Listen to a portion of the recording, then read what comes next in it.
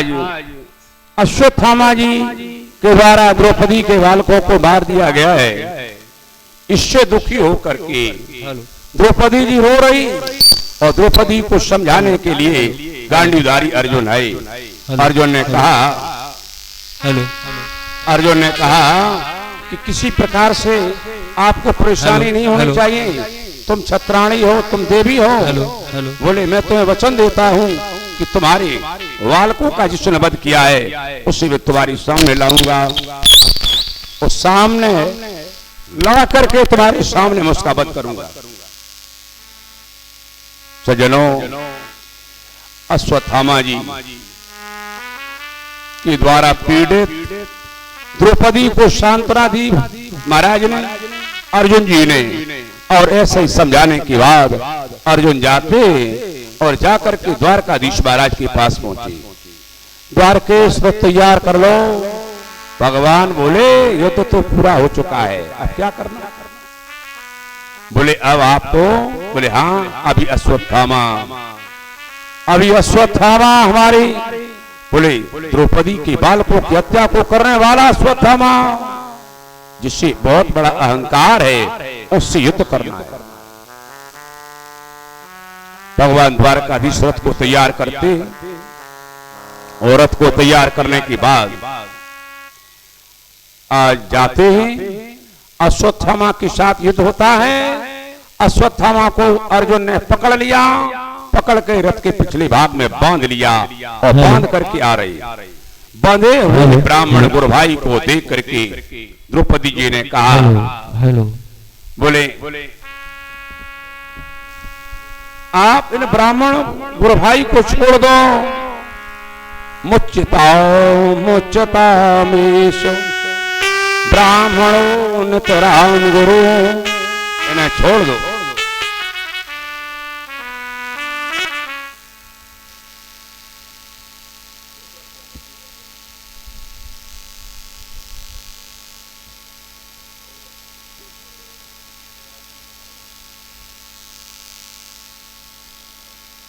मुच्यता में एक ही रखो, एक से आवाज अच्छी आएगी, दोनों से आएगी, दोनों से।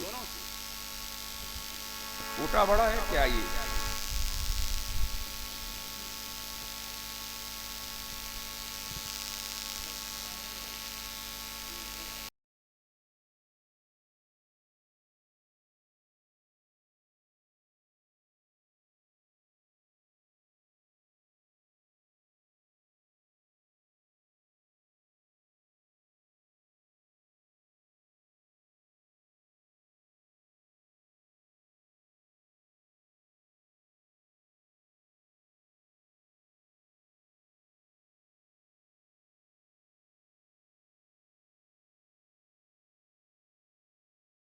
राम गुरु, अरे ये ब्राह्मण है, इन्हें छोड़ दो, इन्हें छोड़ दो। बोले हमें हमारे हमेशा से गुरु रहे हैं। अरे जिसके बालकों को मार दिया जाए, वह देवी छत्राणी कह रही है, साक्षात दया की मूर्ति है वो। जिसके बालक मार दिए जाएं, कौन कहेगा? लेकिन द्रौपदी जी ने कहा है कि इनको छोड़ दिया जाए। तो सज्जनों, इधर भीम ने सुना है, भीम बोले ऐसा नहीं होगा।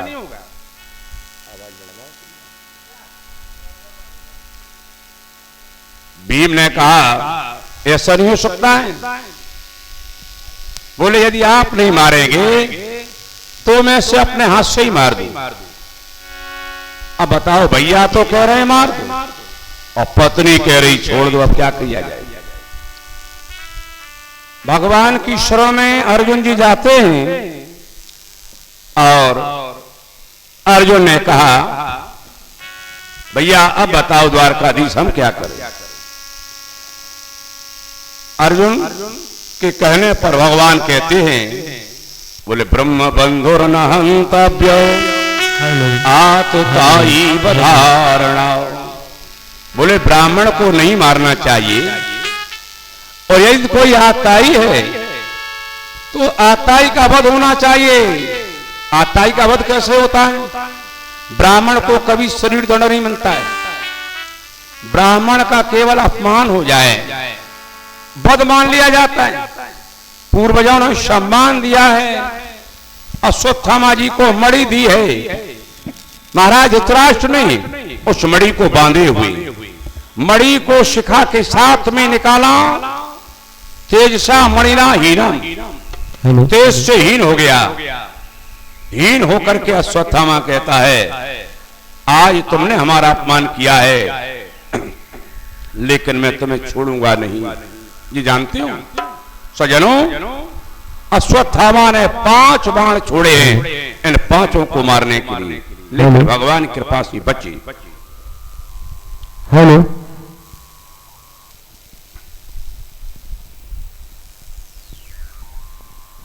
भगवान बोले, बुआ जी अब आपकी बाधा खत्म हो चुकी है, आप यहां से चलें। अरे आपका राज आपको मिल गया है, अब सब कुछ अच्छा है, अब तो मुझे चलना चाहिए।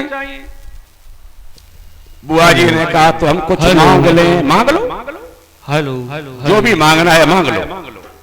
बोले, विपदा संतु ना शाश्वत तत्र तत्र जगद गुरु। यदि देना चाहते हो तो हे जगत गुरु, हे परमात्मा, हमें विपत्ति का दान दे दो। जय हो। यदि देना चाहते हो तो हमें विपत्ति का दान दे दो, कि जब विपत्ति आएगी तो आपका ध्यान होगा। आपत्ति आ जाए घर में, कोई परेशानी आ जाए घर में, उस समय सब कहते हैं, हे ठाकुर जी महाराज, हे रामलला हमारे, हे हनुमान जी महाराज, हे देवी मैया, हम तुम्हारी अखंड रामायण कराएं, हम तुम्हारा ये कराएं, हम धर्म पुण्य करें, मंदिर में लगाएं। और जब तक आपत्ति नहीं आएगी तब तक कोई कुछ नहीं सुनता है। जय हो। कोई ना कोई झटका लगेगा, और जब झटका लगता है तो लोग सुनने को तैयार हो जाते। सज्जनों, भगवान बोले, बुआ जी तुम्हारे जैसा वरदान आज तक किसी ने नहीं मांगा। भगवान बोले, तो बुआ जी हमारी एक और इच्छा है, भीष्म बाबा से मिलना है, तब जाएंगे। भीष्म बाबा से मिलने के लिए भगवान चलते हैं, पांडवों के साथ में पहुंचते हैं, और जाकर के भीष्म बाबा ने बोले, संसार के लिए आज हृदय से द्वारकाधीश महाराज का पूजन किया। हृदयस्थम पूजा मास। इधर धर्मराज ने, भीम ने, नकुल ने, सहदेव ने, इन सभी ने बाबा का पूजन किया। द्रौपदी ने जाकर के बाबा को प्रणाम किया।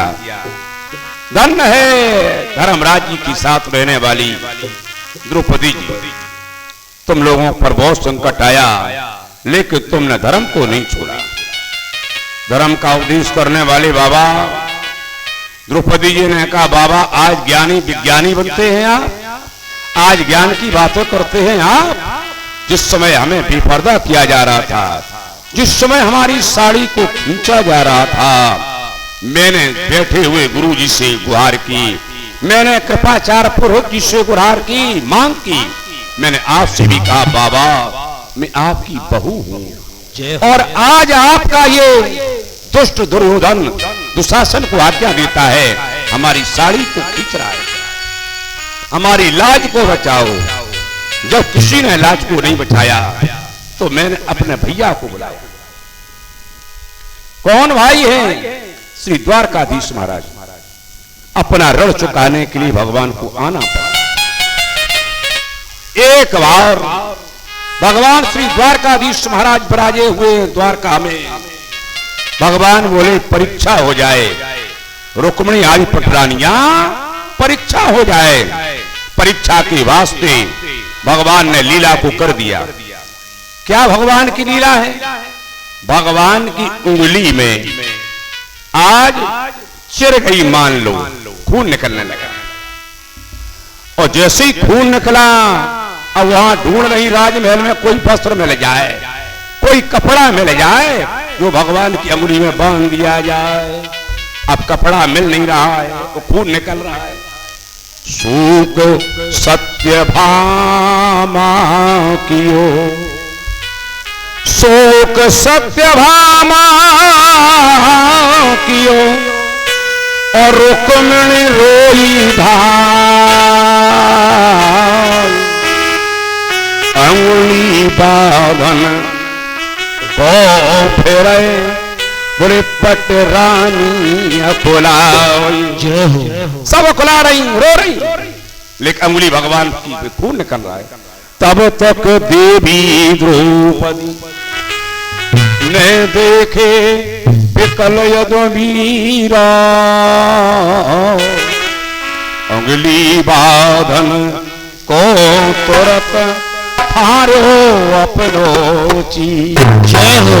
साड़ी है और महंगी साड़ी है, तुरंत फाड़ दी और फाड़ करके आई भैया की। ये क्या है? पटरानियां बैठी रही। भगवान बोले ए बहन रहेगा याद यह दिन में जय हो। रहेगा याद यह दिन में न जीवन में भुलाऊंगा।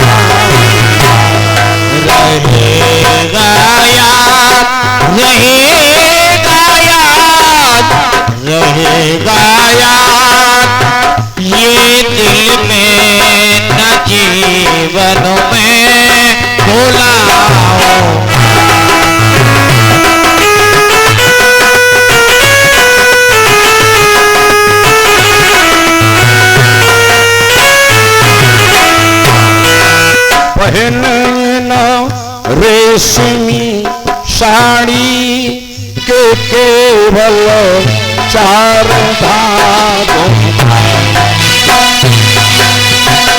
रेशमी साड़ी के केवल 4 धागों बहन इस रेशमी साड़ी के केवल 4 धागों का बना हुआ जो मेरे जय हो।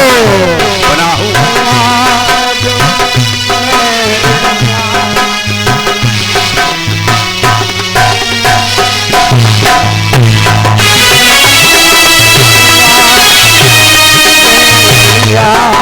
बना हुआ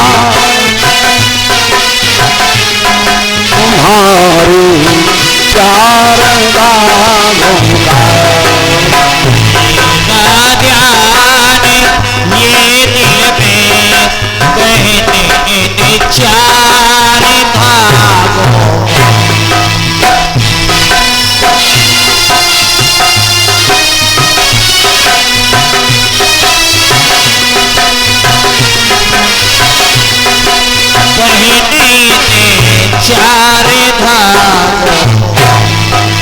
रहेगा याद यह दिन में रहेगा याद यह दिन में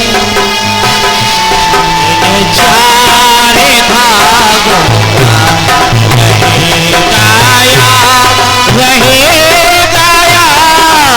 रहेगा ये दिल में बहने 4 धागों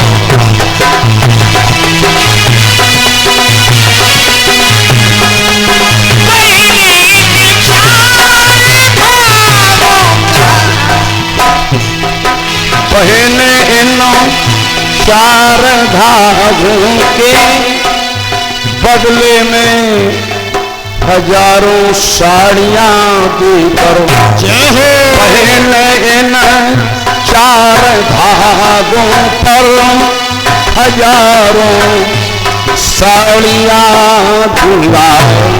बहनी इन चार धागों पर हजारों साड़ियां दूंगा। हरी बाजारों में आकर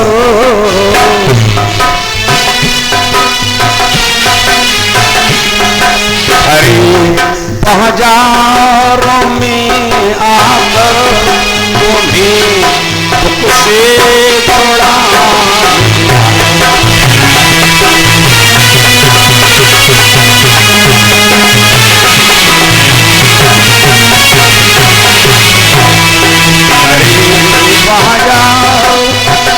हरे बाजार हरी बाजारों में आकर तुम्हें दुख से छुड़ाऊंगा।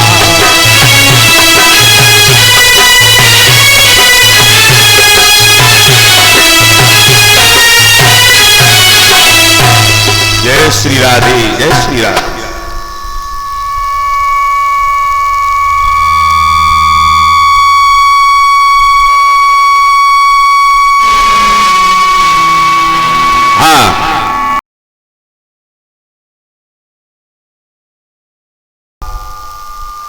कथा कहां हो रही है? बताओ भाई, बताओगे? परीक्षित जी कथा हम कहां कह रहे हैं? प्रसंग कहां चल रहा है? प्रसंग कहां चल रहा है?